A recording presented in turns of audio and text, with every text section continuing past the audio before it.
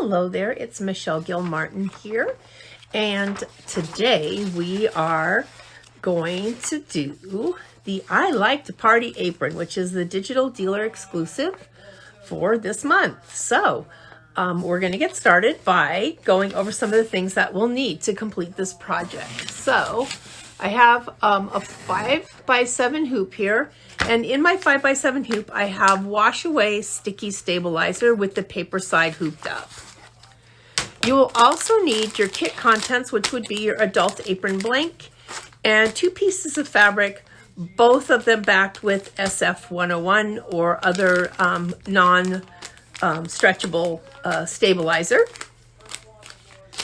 You're also going to need some scissors to trim your appliques and some thread. So for this project, for this design, we are going to need a yellow, a darker yellow, a white, an off-white, a mint green, a salmon, and a gray color. So also helpful will be a ruler to mark 5 inches down when we fold our apron, and some tape. And then, of course, your favorite notions. I will be stitching with a new 7511 anti-glue needle, as well as a pre-wound white bobbin. So you might have other snips, you might have other accessories that you really like to sew with. I also have an iron here, and I also have a pressing mat and a press cloth. So that's it for now. Let's get started. I'm going to begin by grabbing the design that we'll need to do our project with. This one has 2 designs. One of them is a centering crosshairs for putting the apron onto the sticky stabilizer, and the other is the actual design. So we're going to start with the centering crosshairs, and I'm going to go ahead and just set that and go to the embroidery screen. I have a relatively full bobbin of a pre-wound, and I am threaded up with the gray thread, mainly so that you can see it on the video, but also because that is the first thread color that I'm going to be using when I actually stitch. So I'm just going to go save myself a couple steps here, and I'm going to just start with the gray. So I'm going to grab my hoop, and I'm going to score my stabilizer. So to score the stabilizer, I like to use a seam ripper, but you have to go very lightly so that you don't go through the stabilizer below. You just score the paper. And then I'm going to slide the tip of my seam ripper underneath that, catch an edge, and then pull it up.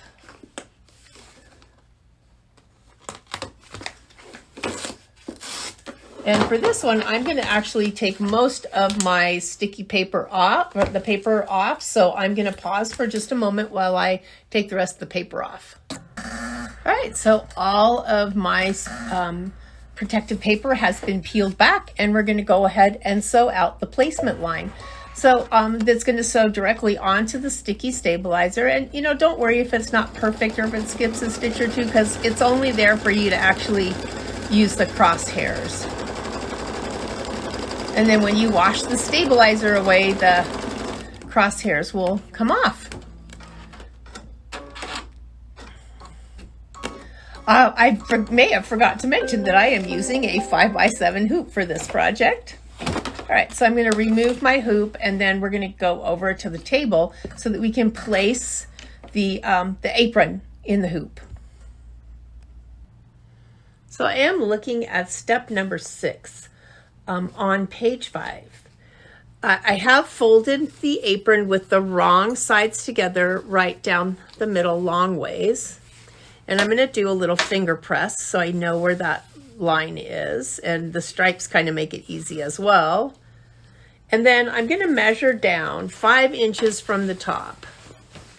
And I'm going to press that down, and I'm going to flatten that down again as well. So I'm going to go down 5 inches from the top, which is right here on the board, and fold it back on that mark. And just to be sure, I will double measure here. And I do in fact have 5 inches, and I'm going to make another fold line there. So now I know exactly where the center of the design is going to go. I have my center of my apron, and then I have 5 inches down from the top marked. So now I'm going to take my apron, and I am going to put it over my hoop. So here's the side that has what's going to hook to the machine. And I'm going to match the fold line down the center and the crosshair fold line with the cross marks that are on the hoop. So there's the center. And then I'm going to go ahead and walk this one out this way and double check on this side. And that one's straight as well. So now I'm just going to stick this down to the hoop so we can see in a minute. This is the top of my apron is up here. The top of my apron's up here. And I have put a pin in the strap to kind of keep it out of the way so I don't sew it down. My stripes are looking pretty straight here. Since it is sticky stabilizer, you do want to kind of take a peek and make sure that you didn't stretch it or that your stripes aren't going wonky. All right. So the other thing you may or may not want to do, depends on the work area space that you have, is you could roll up the bottom of your apron and kind of pin it out of the way. And so I usually like to take the straps and throw them in the center here. And then you can just kind of fold this over and give it a pin, and that'll keep kind of everything grouped together and out of your way.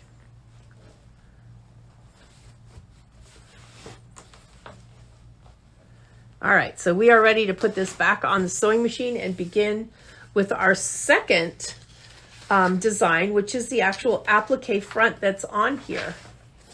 So remember, we fused, you do have your fusible backing on your 2 pieces. So one piece and the other piece. And we have, if you're going according to your picture, this is what it looks like on your picture, which is at the top of page 6. But essentially we have the part of the machine that hooks to the embroidery unit is on here on the left side when I go back over to the machine.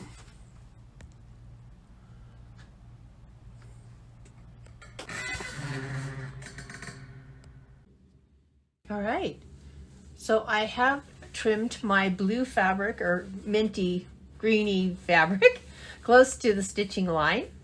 And it's not time to trim the gray yet, so we're going to leave that as is. And the next step is we are moving on to page 7, and I'm going to stitch the sewing machine outline. So you might have noticed a little bit of change of scenery here. I started the project at work and I'm finishing it off at home. So thank goodness for projectors and other ways to align things, right? All right, so here we go.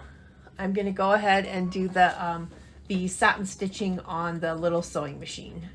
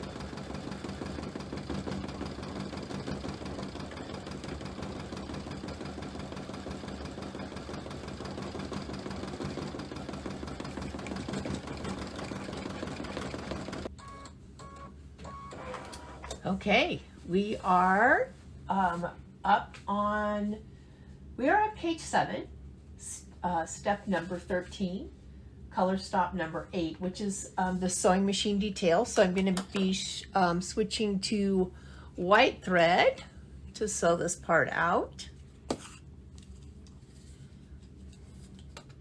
I think I'll use the top with this one. It's got kind of a broken thing on the bottom there, end cap.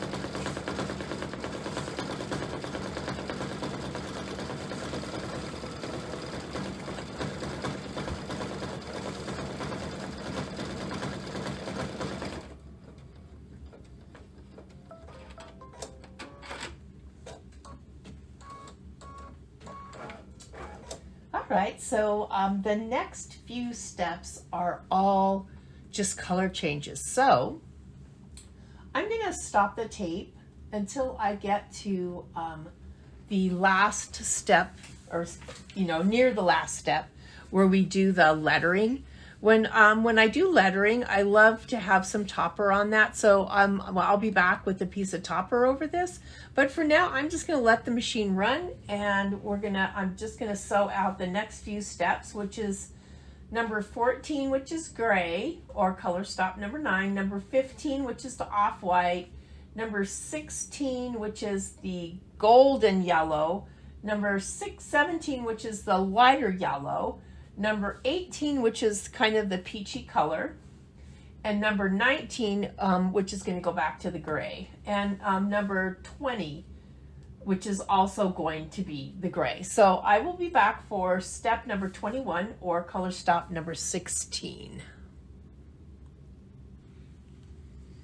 Alrighty, I am on color stop number 16, which is the lettering. And I don't have to change colors because I used the gray the last time.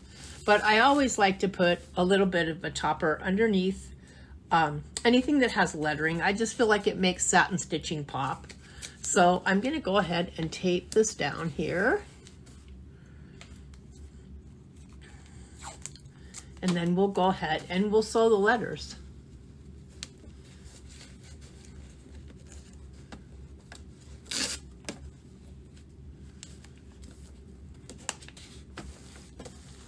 All right.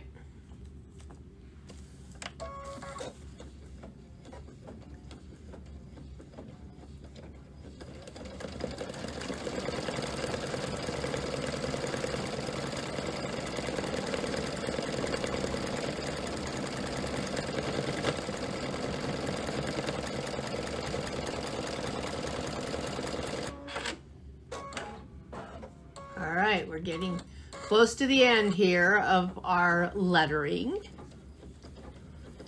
I'm going to just let this run, and then I will take the hoop off the machine, and I will trim around the gray because it's now time to take that off, and then I'll remove my topper as well.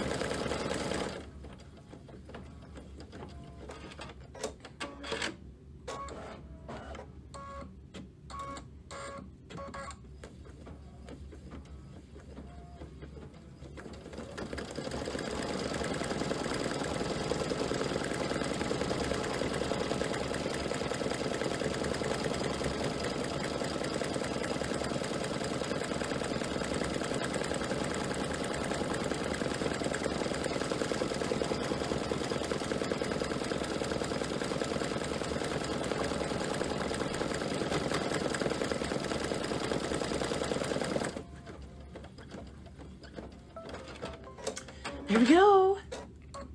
Finally. All right, so let's scoot it off and see what it looks like. I just love that when you use a topper, it makes all of the satin stitching really pop on the top. And let me see if I can get close to that. Look how nice and crisp that is. Yeah, that's what topper does. So anyway, I'm gonna take this over to the table, and I'm going to trim around the outside here, and then I'm gonna peel off as much as the topper as I can. I can always take the rest of it off with a sponge later. So I'll be right back for our last and final stitch out. I have trimmed my excess gray off, and I got most of the topper came off really quickly and easily. I just have maybe a couple of little spots in between the middle of the P and the R, and I can just go get those with a little sponge or something later. I don't have to wet the whole thing. So I'm just going to finish it off by doing the last stitch out. This is the satin stitch that goes around the outside.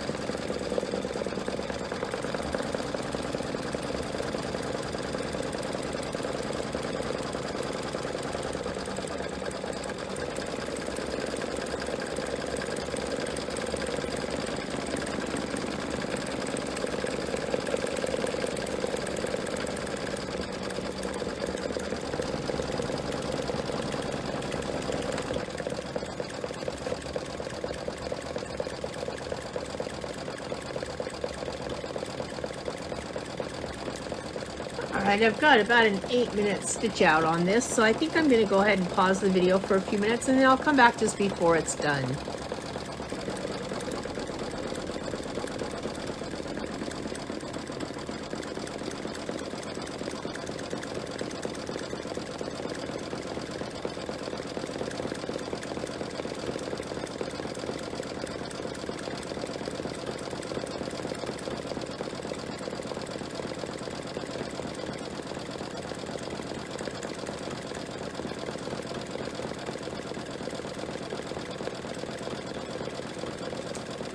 Look at there, we're almost done, and there it is, matching up at the other side.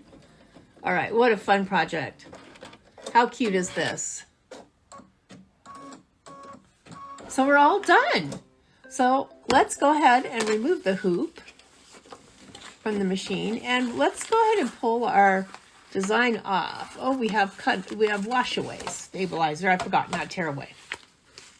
So I'm going to actually move I'm working with the back of the hoop up, and I'm just going to grab everything that's apron and pull it out of the way. And then I will take some scissors and just cut around the outside here. And then I'm going to give it one final press and probably trim off some of these little guys on the back. And then the first time the apron is washed, the wash away stabilizer on the back will come off. The only thing I'm going to do is from the front, I'm going to go over it with a little sponge and clean out some of the topper in between. So let me get this off and we'll be back. And there we go. All trimmed. As much of the stabilizer was trimmed as possible. pressed from the back with no steam, just to set the embroidery, and all ready to go. What a fun project. Thanks for joining us.